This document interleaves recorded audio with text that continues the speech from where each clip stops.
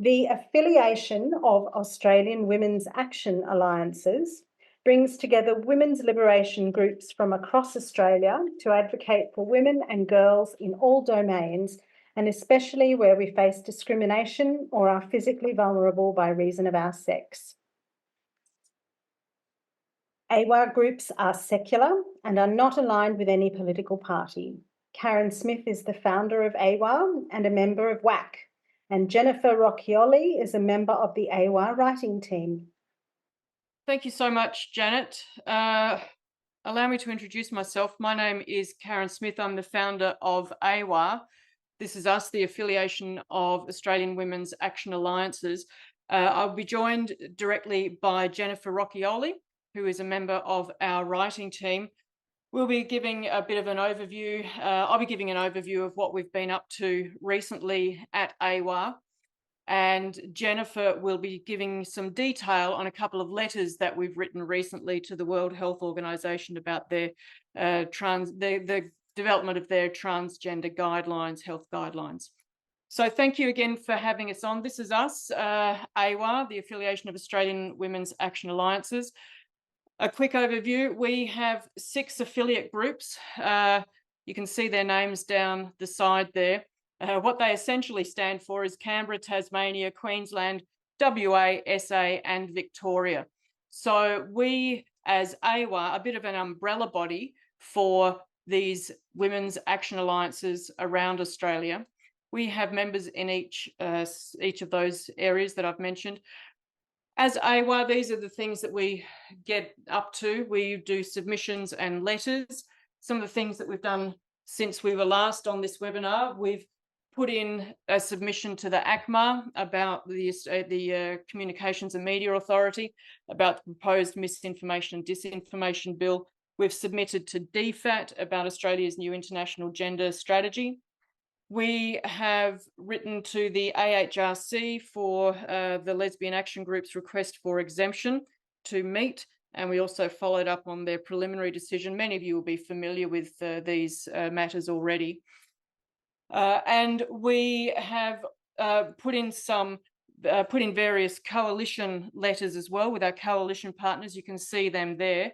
Australian Feminists for Women's Rights, LGBAA, COAL, Coalition of Activist Lesbians. WAAC is the Canberra group that has also contributed to some of these submissions, and the Women's Rights Network Australia. And I know that Kit Kowalski is here with us today as well. Our most recent submissions, or letters in fact, have been to the World Health Organization about their transgender health guideline. Many of you will be familiar with that, but I'm going to throw to Jennifer now, who is a key member of our writing team, and she will talk a little bit about the 2 letters that we've written to the World Health Organization and the strategizing that we undertook to get those letters together, and why we decided to take this approach, and also the fact that we sent them as a part of a coalition from Australian Feminists for Women's Rights, COAL, LGBAA and WRNA. So I'm going to throw over to Jennifer now. Thanks, Karen, and thanks everyone for having me. So what I'm doing tonight is speaking to the AAWAA response to the World Health Organization's 18th of December announcement that they were developing a guideline on the health of trans and gender diverse people. The WHO invited public comment on the composition of the Guideline Development Group, which I'll just abbreviate as GDG. That would be taking that forward. But the due date was scheduled for the 8th of January, in other words, during the traditional Christmas New Year holiday period. We saw that as an attempt to avoid scrutiny, and we weren't alone in that view. The UN Special Rapporteur on Violence Against Women and Girls protested in her letter to the director of the WHO that the consultation timing didn't allow professional stakeholders such as politicians, experts, medical practitioners and institutions to send their responses. We'll also note GenSpec's rapid response petition and analysis was really helpful. they identified very quickly apparent bias in the proposed GDG, that's the group membership, and a failure to follow the WHO's own handbook of guideline development, which stipulates a really lengthy, detailed process for the development of guidelines. So our chief letter writer sacrificed her holiday time to begin working straight away on a response from AAWAA. I came in a bit later, along with Karen here on the letter writing. Just to put this response in context, our process generally is to use facts, evidence, reason, and a courteous tone to build our case. We engage with governing institutions and point out where they're already established frameworks and obligations designed to protect women and girls are being eroded, undermined, ignored, or disregarded. We see this as taking the fight to authorities and reminding them to do their job, stick to their lane, attend to their jurisdiction, and stop the overreach, and stop giving in to the bias of unelected lobby groups of trans activists. We're not aligned with any political party or church, and that's quite important to our credibility and to our intellectual stance, which is based in reason and secular morality. By contrast, as you'll know, gender ideology is rooted in dogma and quasi-religious notions, amongst other things. Even if we didn't think that the proposed GDG smacked of trans activism because of the former president of WPATH being on it and numerous other WPATH associates, we were concerned that the World Health Organization might, in its eagerness to recognise the vulnerability of one group of people and the challenges that they face to access good quality healthcare, that they might rubber stamp a guideline that would discriminate against women and girls and or put women and girls at risk. We have previously addressed letters to health bodies raising similar concerns. We decided on 2 letters. So one would go to the proposed GDG, the one that we thought was biased, raising our concerns about the gender-affirming bias that was inherent in its membership, concerns about its apparent inclusion of children as recipients of gender-affirming healthcare, and asking them to manage their really obvious conflicts of interest. And then we thought we'd send a second letter to a committee that sits above them, the Guidelines Review Committee, which has some oversight responsibilities. As we discovered, they run the WHO handbook, and this became quite central to our argument. The second letter, which I think was a little bit more punchy, was CC'd to Dr. Tedros Ghebreyesus. I don't know if I've pronounced that correctly, who's the Director General of WHO and who you would have seen during the pandemic on TV quite a bit. We CC'd it to Australian parties as well, our Chief Medical Officer and the Federal Health Department. That's partly just a strategy to ensure that if a letter doesn't get passed on, that other people have seen it. These letters reflect our basic approach, which is that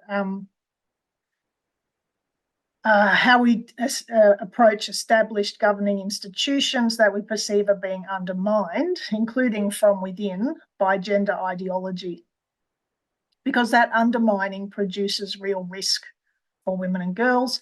And we explain this in our communications. We explain it and we back it with evidence. In this case, the WHO has an exceptionally detailed process for guideline development, precisely because their guidelines are so influential. It's a process that must be upheld by those with the power to do so. Just by the by, there are also national medical institutions which have their own guideline development processes, and these I've learnt are very stringent as well. And of course, it's because so much is at stake. Not only the health of people, but also the funding of public health. all of this is potentially impacted by a guideline. So this was the gist of our second letter, which called for the Oversight Committee to use its powers to investigate the GDG's exclusive focus on gender-affirming care, including hormones, and for them to intervene in other ways. I won't go through all of those. We're pleased to say that, as Karen's already mentioned, our approach received support from other key Aussie organisations who are part of this battle. Our co-signatories included AF4WR, COAL, LGBAA, and the WRNA. Our letters were improved by their contributions, and we look forward to working with you again. As part of our strategy of engagement, we do also seek a reply from the institutions we've communicated with. We've not received a direct reply from WHO yet, but it is encouraging to note that WHO responded publicly to the consternation surrounding their announcement. So a week after our first letter went in, WHO announced publicly an extended deadline for feedback and stated the guideline would only apply to adults, not to children. So that was two big concessions on issues that had been commonly raised by people responding to the WHO announcement. Their press release also made some other moves, which are perhaps worth thinking about. So this is WHO sort of defending or justifying their moves. They said that the scope of the guideline was based on requests from some WHO member states, and this was a process element which we had asked about. They said that they had held a stakeholder consultation back in May 2022 with experts, but actually we haven't been able to find any info about this supposed consultation out in the public domain. And that was another element that we had highlighted in our letter. They stated that the proposed GDG would include researchers with relevant technical expertise, but what we had highlighted was their obligation to also include diverse perspectives, training, and experiences to keep the guidelines recommendations from reflecting a single viewpoint. And this is a direct quote from the handbook. In other words, this is what is meant to happen. The guidelines are not meant to reflect a single viewpoint.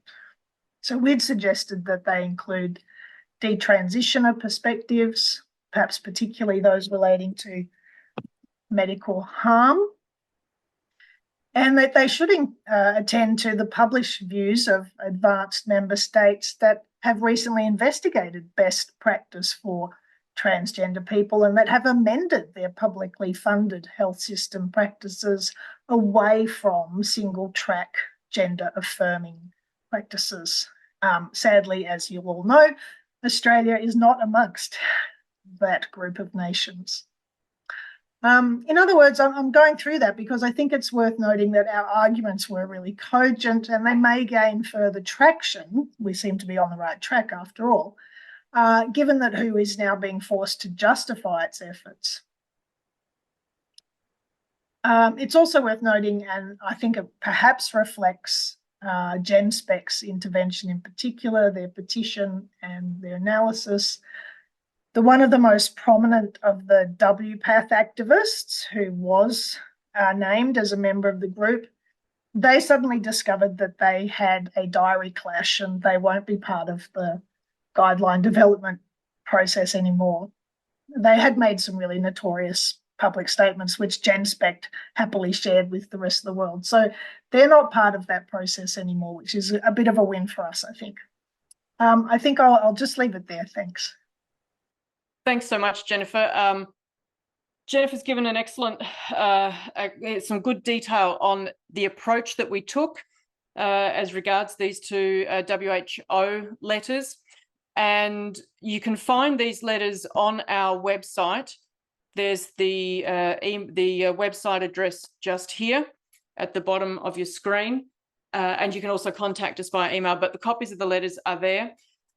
Jennifer also mentioned other health organisations that we have approached. One of them has been our own Department of Health and Aged Care, the Secretary of WAAC, Blair Cumley. We wrote to him with our coalition partners last year, asking about their participation in the AAWAA. And of course, we were using a lot of Kit Kowalski's data and freedom of information requests for that letter.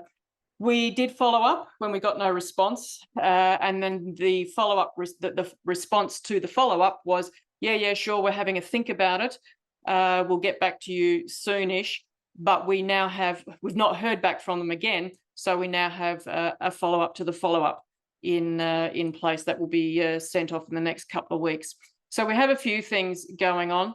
Here's just a bit of a quick update on what we've been up to.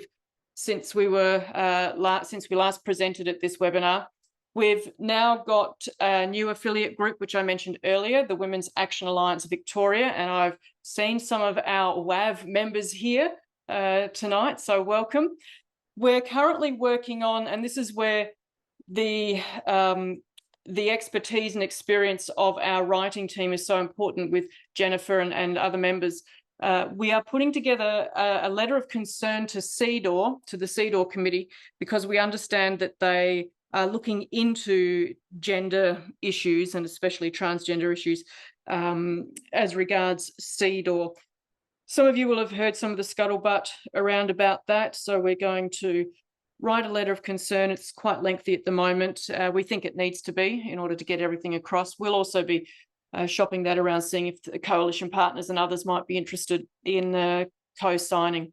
We're also working on, which is rather a longer term project, what we call our sports letter. The intention there is to write to national sporting bodies whose international bodies have started to put some limits on men's participation in the female-only category in sports. We intend that letter to do a job of work across a number of different sporting codes, like I say, starting with national bodies and then moving down to state and territory bodies. Our sisters in WAAWAA, the Western Australian Women's Action Alliance, wrote to Reem Al-Salem after the Lesbian Action Group's request for exemption was first knocked back by the preliminary decision came out from the AHRC about the Lesbian Action Group's request for exemption. So Reem Al-Salem, who is the UN Special Rapporteur on violence against women and girls, wrote back to our WAAWAA sisters and said, yes, very interested, please send us testimonies. So the last couple of days, this has only happened in the last couple of days, we've been talking to some of our coalition partners about where we might sit in that response, or how we might help with their own responses. So this is part of our general approach is we can do stuff ourselves, but we'd rather do stuff in coalition with others. We think that's more effective. We can then pool and share resources, and we can offer assistance. So there have been occasions, for example, where we've written letters and we've handed them to another group in order to, because we felt that the letter might have been better coming from that group. So we're also a bit strategic about not just having stuff because we've written it, but who is it best coming from? Again, just another one of our ways of operating. Our Canberra group, WAAC, Women's Action Alliance Canberra, we're going to incorporate. This has come out of the LAG's business with the AHRC. We just felt that it would be handy to have another group in Australia, at least, and there are a couple, but one is another one that's perhaps incorporated so that we could find it possibly easier to bring legal actions against various parties, but we'll see how that pans out. But that's the idea there. QA, our Queensland group, have a wonderful blog. Every month they blog local action, and you may see some familiar faces here. Oh, I'll tell you about the summit in a minute. Some familiar faces here.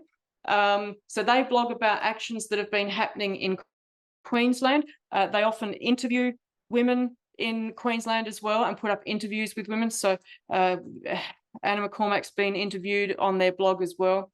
So that's a worthwhile blog looking at. You can get to all of our group's sites from our main page. This is the Canberra group who did a This is Women's Action Alliance Canberra, who did a banner drop on gender medicine. And we always aim for busy parkways so we can gather traffic. And then we keep a tally of positive and negative reactions, just so that we know how things kind of worked out. I'll just take you back to our summit, last order of business probably.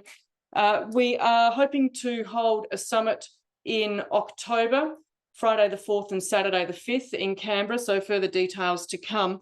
We're working on a bit of a program where each day we have we have 2 sessions to start the day, where everyone's welcome, all vetted women are welcome. And of course, there will be vetting. Sadly, we have to do that.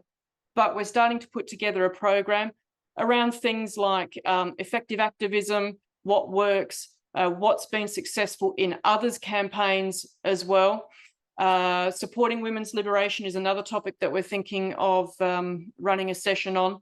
And then in the afternoon, we think it's important that we start to get our AAWAA members across the states and territories together so that we can look at what we've been doing nationally, locally, what's worked, what's not worked, what do we want to focus on, what do we want to achieve, how do we use our resources in the best way possible. So that's us. We are the affiliation of Australian Women's Action Alliances. Sorry, I can't get through to this last slide. Yes, we welcome you. Please email us if you're interested. Get in touch. We can run you through our model and how we work. Please visit our website and look at our submissions. And our motto is getting it done together. And that's certainly what we're hoping to do. Thank you, as always, for having us. And yeah, I'll stop talking now and back to Janet. Thank you, Janet.